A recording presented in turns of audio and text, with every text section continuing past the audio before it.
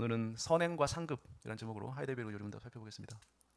오늘 62, 63, 63문답까지 살펴보겠습니다. 62문답 보면은 그런데 우리가 행한 선한 일들을 인하여 하나님께서 보시기에 완전하거나 아니면 부분적으로라도 의로운 자가 될 수 없는 까닭이 무엇입니까? 라고 질문하죠.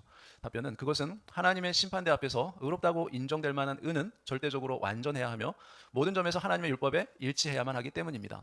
그런데 그뿐만 아니라 우리가 이 세상에 살면서 행하는 일들은 가장 선한 것이라 할지라도 모두가 불완전하며 죄로 오염되어 있기 때문에 우리의 선행으로는 의롭다함을 받을 수가 없습니다. 63번 보면 하지만 하나님께서 약속하시기를 이 세상에서와 그리고 다음 세상에서 선한 일을 하는 자에게 상을 주시겠다고 하셨는데 당신은 왜 우리가 행하는 선한 일들에 대해 아무런 공로가 없다고 말합니까? 답변은 하나님께서 주시는 상은 공로를 이루었기 때문에 주시는 것이 아니라 은혜로 주시는 선물입니다 라고 답하죠. 63문답 보면 하지만 이렇게 가르치게 되면 사람들이 선한 일을 하는 일에 무관심하게 되고 사악하게 되지 않겠습니까? 라고 질문해요. 답변을 보면 그렇지 않습니다. 참된 믿음으로 그리스도께 접붙여진 사람들이 그 은혜에 감사하며 선한 열매를 맺지 않는다는 것은 있을 수 없는 일입니다 라고 답해요. 지난 시간에 우리가 복음이 무엇인지 좀 살펴봤어요. 여러분 복음이 무엇입니까? 복음은 뭐예요? 인간은 자기 자신의 스스로의 공로나 행위로 의로움을 이룰 수 없기 때문에 죄인이라는 절망에 처해 있습니다. 그래서 율법의 순종을 통해 자신의 의를 이룰 수 없는 그 인간에게 그 남은 유일한 희망은 뭡니까? 율법의 의가 아닌 다른 의가 필요하다고 그랬어요. 그 다른 의가 뭐죠? 바로 그리스도의 의에 의지하는 것이죠. 그래서 복음은 바로 그리스도의 의를 오직 행위가 아닌 믿음으로 자신의 의로 삼을 수 있다는 그 사실에 기초하죠. 그래서 예수님께서 어떻게 해서 우리의 죄값을 대신 갚을 수 있으며 또한 어떻게 우리가 예수님으로 인해 의롭게 될 수 있을까요? 그것은 그리스도께서 율법에 대한 거룩한 순종을 하시고 완전한 의를 이루셨죠. 또한 우리의 죄를 대속하기 위해서 예수님이 십자가에 죽기까지 순종하심으로 우리의 죄의 형벌을 대신 예수님이 받으셨죠. 그래서 우리가 예수님의 그 대속의 은혜와 그다음에 의의 공로를 전가받기 위해 행해야 할 것이 무엇입니까? 라고 질문한다면 그 답이 무엇일까요? 그것은 하나님께서는 우리에게 그 어떠한 것도 요구하시지 않습니다 라고 답해야 하는 것이죠. 하나님께서 우리가 하나님 앞에 나아가는 데 있어서 우리에게 요구하는 것은 아무것도 없어요. 하나님께서는 우리가 그리스도에게로 나아오기 위하여 어떤 선행이나 희생을 하여야 할 것을 요구하지 않습니다. 그렇죠? 다만 뭐를 요구합니까? 예수 그리스도의 그 대속의 은혜와 그 의의 공로를 우리가 믿음으로 받아들일 것을 요구하는 거죠. 오직 요구하는 것은 우리의 믿음뿐이에요. 오직 믿음만이 그리스도의 의를 받아들이는 유일한 수단이며 도구라는 것이죠. 그러니까 마치 거지가 북어를 하여서 먹을 것을 받아내듯이 마찬가지죠. 하나님의 긍휼로 말미암아 예수 그리스도의 대속의 은혜와 그 의의 공로를 받는 것만이 우리가 의롭게 되는 유일한 길이라는 것입니다. 그래서 그렇게 받는 유일한 방식이 바로 우리의 믿음이다라고 말하는 것이죠. 그래서 죄책으로 인해 그러니까 죄에 대한 책임이죠. 구원을 받을 만한 공로나 자격이 없는 그 어떤 죄인이라도 오직 그리스도 안에서 주시는 하나님의 긍휼, 그 약속, 긍휼의 약속을 믿기만 하면 믿는 자는 모두가 구원을 받는다라는 것이 복음인 것이죠. 그리고 이 복음은 어디에 근거해 주어지는 것이에요? 바로 하나님의 신실하신 약속의 근거에서 우리에게 주어지는 것이에요. 그래서 그 약속은 너무나 견고하고 확실하다는 것입니다. 왜요? 하나님께서 우리에게 약속해 주셨기 때문에 그 약속은 너무나 견고하다는 거예요. 약속이 취소되지 않는다는 것입니다. 그리고 하나님은 신실하신 분이기 때문에 반드시 그 약속을 지키신다는 것을 우리는 믿을 수 있는 것이죠. 그렇지만 우리가 행하는 어떤 선행도 인정하지 않는다면 자, 우리의 선행에 대한 복음의 평가는 어떤 것일까요? 라고 질문할 수 있겠죠. 자, 먼저 알아야 될 것은 복음은 적어도 우리를 의롭게 할 만한 어떤 자격이나 공로와 관련해서 우리의 선행에 아무런 가치도 부여하지 않는다라는 거예요. 복음에는. 왜 그럴까요? 여러분 그 이유를 우리가 이해하기 위해서는 우리는 먼저 여러분 우리가 보기에 선한 것이 아니라 하나님이 보시기에 선한 선행이 되기 위한 조건들이 있는데 그 조건들을 우리가 알아야 돼요. 자, 우리가 선행으로 인해 하나님 보시기에 다만 부분적으로라도 의롭다함을 받을 만한 자격을 우리가 얻고자 한다면 자, 우리가 행하는 선행은 어때요? 하나님 보시기에 선한 것이 되기 위한 조건들을 충족하는 선행들이어야 되죠. 그렇겠죠. 자, 그러한 조건들을 충족하는 선행은 절대적으로 완전해야 합니다. 그렇죠? 모든 점에서 하나님의 율법과 일치해야 돼요. 자, 그래서 신명기 27장 26절에서 이렇게 얘기해요. 자, 이 율법의 말씀을 실행하지 아니하는 자는 저주를 받을 것이라 할 것이요. 자, 모든 백성은 아멘 할지니라. 그러니까 하나님이 요구하는 건 뭐예요? 완전한 모든 율법을 지키는 거예요. 완전히 지키는 거예요. 하나도 틀림없이. 자, 이 말씀에 따를 때, 자, 사람의 생각에 임의대로 유익을 주는 것이라고 우리가 정해서 그것을 행할 때, 선하다고 할 수 있는 것이 아니라 뭐예요? 하나님의 율법의 교훈에 일치하는 것을 모두 행할 때야 선하다고 할 수 있는 것이에요. 그게 하나님이 요구하는 거예요. 자, 물론 사람에게 유익을 주는 어떤 행동이 선행이라고 일컫는 것을 부정하는 것은 아니에요. 그렇지만 이러한 선행이 하나님 앞에서 의롭다함을 받을 만한 선행이 아니라는 것이 중요한 것이죠. 자, 왜 우리가 보기에는 충분히 칭찬받을 만한 선행인데 하나님이 보시기에 의롭다 할 만한 선행은 되지 못하는 것일까요? 자, 성경은 그 이유를 이 우리의 의나 선행에 대해서 성경은 우리에게 이렇게 말해주고 있어요. 이사야서 시편 보면, 자, 무릇 우리는 다 부정한 자 같아서 우리의 의는 다 더러운 옷 같으며 우리는 다 잎사귀 같이 시들므로 우리의 죄악이 바람같이 우리를 몰아가나이다. 자, 그다음 시편에도 보면은 주의 종에게 심판을 행하지 마소서. 자, 주의 눈앞에는 의로운 인생이 하나도 없나이다라고 고백하죠. 자, 이 말씀에 비추어 알 수 있듯이, 자, 우리가 이 세상에 살면서 행하는 선행은 그것이 가장 선한 것이라고 할지라도 하나님 보시기엔 어때요? 다 불완전하고 다 죄로 오염된 것이라는 거죠. 왜요? 우리가 죄인으로 태어나고 죄인이기 때문에 그래요. 우리는 아무리 선한 일을 하더라도 죄로 다 오염되어 있기 때문에 그래요. 더러운 옷이라고 하나님이 말씀하시죠. 그런데 이 하나님의 율법이 명하는 모든 것을 행하였다고 하여서 하나님께서 보시기에 완전한 선이 되지는 않는다라는 거죠. 자, 그래서 율법의 교훈을 때로는 지키다가 또 때로는 지키지 않으면 의롭다 할 만한 선을 행하는 것일 수 없다라는 거예요. 우리가 오늘은 만약에 여러분이 아침부터 저녁까지 하나님의 율법을 온전히 다 지켰어요. 하나님이 원하시는 대로. 근데 여러분 오늘만 완전히 지키고 내일은 못 지키면 어떻게 돼요? 못 지킨 거죠. 예, 우리가 뭐 노력해서 하루는 온전히 지킬 수 있다고 생각해요. 근데 우리가 그것을 계속 유지할 수는 없기 때문에 우리는 하나님 앞에 의롭다고 인정받기가 어려운 거죠. 자, 그래서 사도 바울이 말한 바와 같이 갈라디아 3장 10절에 이렇게 말해요. 자, 무릇 율법 행위에 속한 자들은 저주 아래 있나니 기록된 바 누구든지 율법 책에 기록된 대로 모든 일을 항상 행하지 아니하는 자는 저주 아래 있는 자라라고 말하고 있잖아요. 어떻게 말합니까? 모든 일을 항상 행하지 아니하는 자. 그러니까 우리는 이걸 피할 수가 없어요. 율법의 저주를 그 누구도 피할 수가 없어요. 하나님께서 인정하실 만한 율법의 의를 이루기 위해서는, 자, 율법이 명하는 모든 것들을 지켜야 할 뿐만 아니라 항상 지켜야 한다는 거죠. 자, 율법이 명한 바를 행하고 율법이 금하는 바를 행하지 아니하며 율법의 모든 교훈을 항상 지켜야 하지만 또 있어요. 이 모든 것에 대해서 그것의 동기나 목적, 그러니까 우리 마음 안에 있는 동기나 목적도 어떻게 해야 돼요? 하나님과 이웃을 사랑하는 것에서 나오는 것이어야 된다는 거예요. 그러니까 하나님은 우리의 겉으로 드러난 행위뿐만 아니라 우리 마음 안에 동기까지 다 보시기 때문에 그래요. 그러니까 우리는 얼마든지 사람을 의식해서 겉으로는 선한 행위를 할 수는 있습니다. 사람을 의식을 하니까. 그럼 우리가 죄를 안 짓는 이유가 뭐예요? 사람들 눈을 의식해서 함부로 죄를 안 짓는 거잖아요. 그러나 뭐예요? 우리 마음속에는 얼마든지 죄를 짓잖아요. 미워하고 시기하고 질투하고 그렇지 않습니까? 자, 예수님께서 율법의 원리가 무엇인지를 밝히 가르치시면서 다음과 같이 또 말씀하셨어요. 예수께서 이르시되 내 마음을 다하고 목숨을 다하고 뜻을 다해 주 너의 하나님을 사랑하라 하셨으니 이것이 크고 첫째 되는 계명이요 둘째도 그와 같으니 내 이웃을 내 자신과 같이 사랑하라 하셨으니 이 두 계명이 온 율법과 선지자의 강령이니라. 여러분, 이 예수님의 말씀 우리가 온전히 지킬 수 있을까요? 불가능합니다. 그런 사람 아무도 없어요. 자, 주님의 교훈에 따르면 결국 율법을 지켰는지 못 지켰는지를 판별할 때 율법의 교훈을 단지 형식적으로 또는 외형적으로 순종하였다고 하여 순종한 것이라고 말해서는 안 된다는 거예요. 그보다 우리 내면의 동기 그리고 그 목적을 살펴서 우리가 판단해야 한다는 걸 알 수 있어요. 자, 율법을 참으로 지켜야 하는 그 내면적 차원은 어떤 것입니까? 내 마음을 다하고 목숨을 다하고 뜻을 다하는 거죠. 그리고 내 자신과 같이 하는 거예요. 그러니까 얼마나 어렵겠어요. 이 두 표현은 모두 내면적 차원, 우리 마음을 가리키는 말이에요. 그러면 우리 가운데 누가 그럴 수 있냐라는 거죠. 여러분, 우리 스스로 돌아볼 때 누가 이 말씀 앞에 온전할 수 있겠습니까?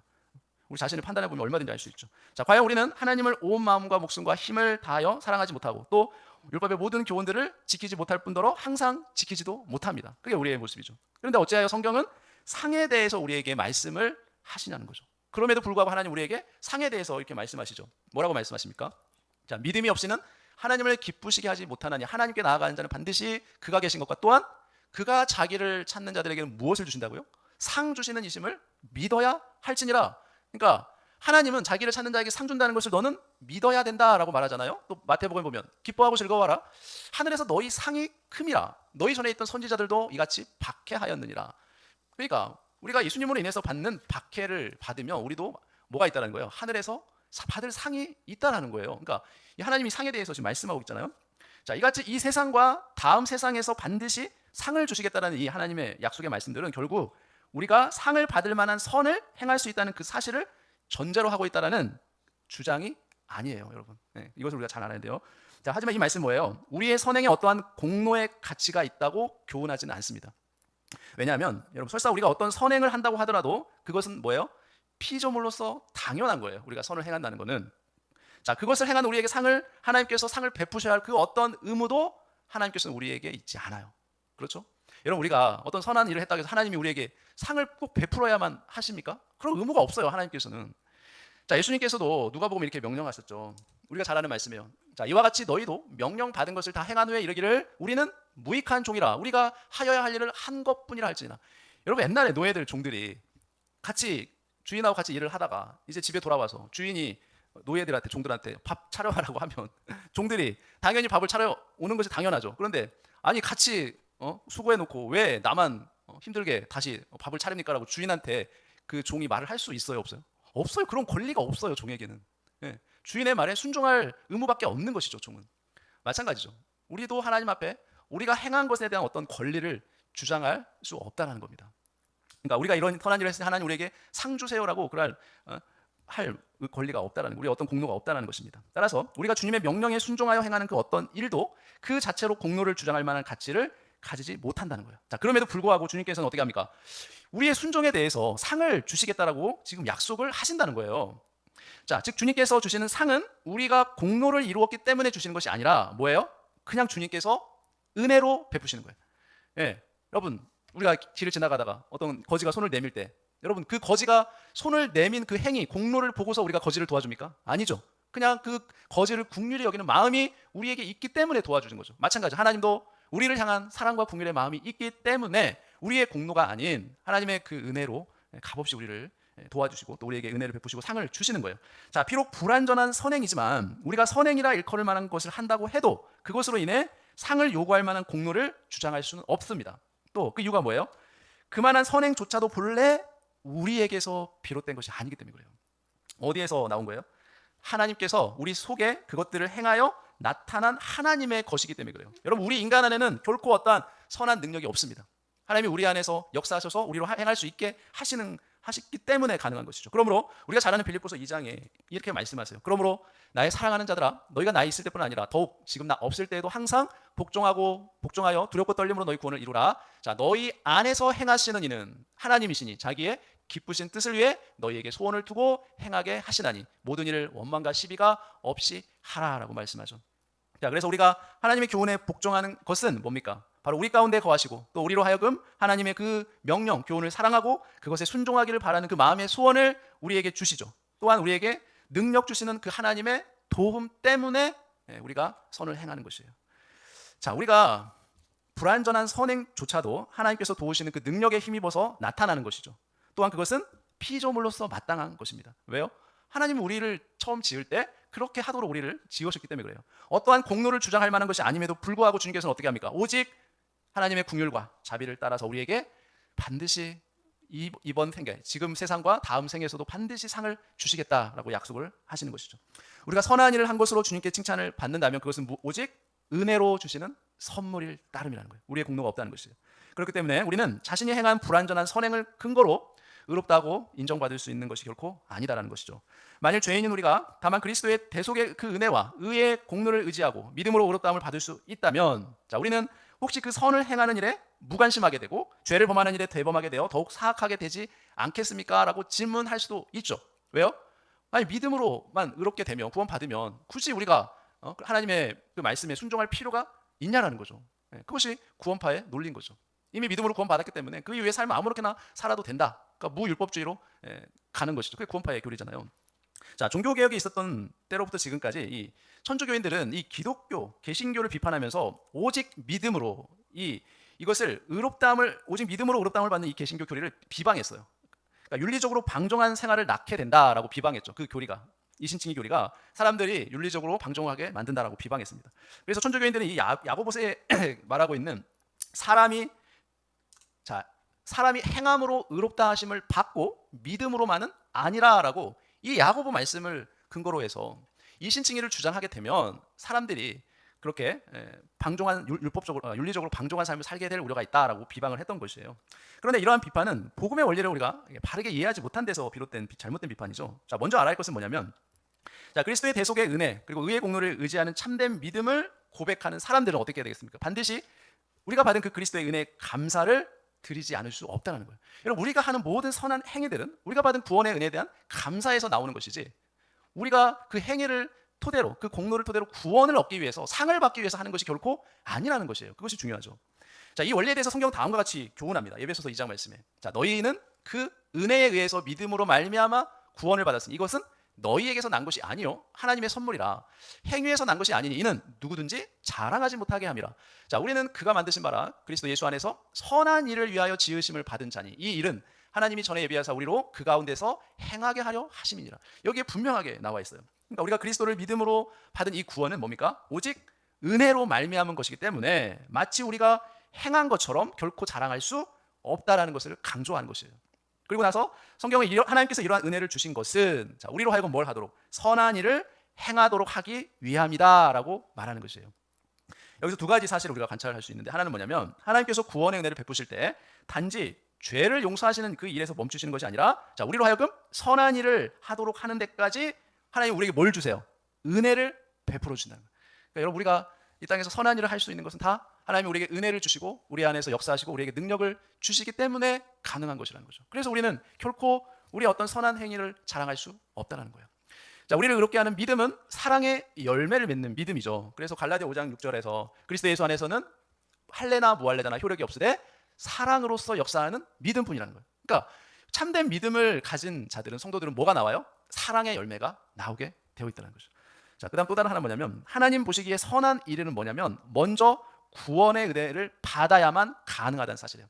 그러니까 선한 일은 오직 그리스도의 은혜로 거듭나서 구원받은 자라야만이 할 수 있는 일이라는 거죠. 그래서 예수님께서 이렇게 요한복음 15장에 이렇게 말씀하셨잖아요. 자, 나는 포도나무에 너희는 가지라. 그가 내 안에, 내가 그 안에 거하면 사람이 열매를 많이 맺나니 나를 떠나서는 너희가 아무것도 할 수 없음이라라고 말씀하잖아요. 그러니까 선한 일이란 누구 안에서만 가능한 거예요? 오직 그리스도 예수 안에서만 가능하다는 것을 말하는 거죠. 예수님을 믿지 않으면 가능합니까? 불가능해요. 예수 믿지 않는 자들은 물론 그들이 말하는 선한 일을 할 수 있으나 그것은 누구 때문에 하는 걸까요? 자기 자신 때문에 하는 거예요. 사람들에게 높임받고 영광받기 위해서, 자기 스스로를 높이기 위해서 하는 다 선행들인 거죠. 자기 영광을 위하는 거죠.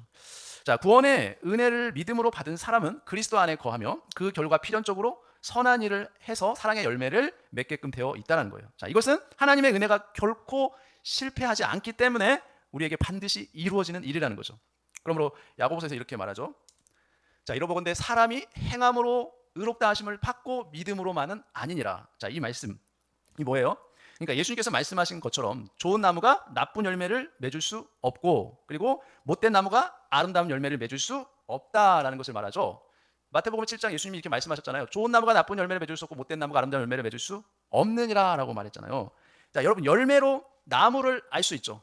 마찬가지죠. 행함이라는 그 열매로 그 사람의 믿음이 참된 믿음인지 아닌지를 우리는 분별할 수 있다는 거예요. 그러므로 야고보서 교훈은 뭐냐면, 믿음으로 의롭다함을 받는 이 개신교 교회의 교리를 반박하는 것이 아니라는 걸 알 수 있어요. 오히려 믿음으로 의롭게 된다는 개신교 교리는 뭐냐면, 이 윤리적 방종 그리고 나태를 낳는다는 그러니까 카톨릭의 그 교리를 그 교리의 비판이 틀렸다는 것을 말해주는 거죠. 자, 왜냐하면 야고보서는 의롭다함을 받는 참된 믿음은 이 행함이라는 열매를 반드시 맺는다는 그 은혜의 원리를 우리에게 밝혀주고 있기 때문에 그런 것입니다. 예수 그리스도의 구원의 은혜를 풍성히 누리고 또 그리고 감사의 열매를 풍성히 맺음으로 하나님께 영광 돌리며 사시는 저 여러분 되시기를 예수님의 이름으로 축원합니다. 기도하겠습니다. 사랑과 은혜가 풍성하신 하나님 아버지, 오늘 말씀을 통해 우리가 얻은 구원이 우리의 어떤 공로나 자격이 아닌 오직 예수 그리스도의 십자가의 대속의 은혜와 완전하신 의로 말미암았음을 다시금 깨닫게 하시니 감사드립니다. 주님, 우리는 스스로 선을 행한다고 생각할 때조차 내면의 죄와 오염으로 인해 하나님 앞에서 감히 의롭다 인정받을 수 없는 불완전한 죄인임을 고백합니다.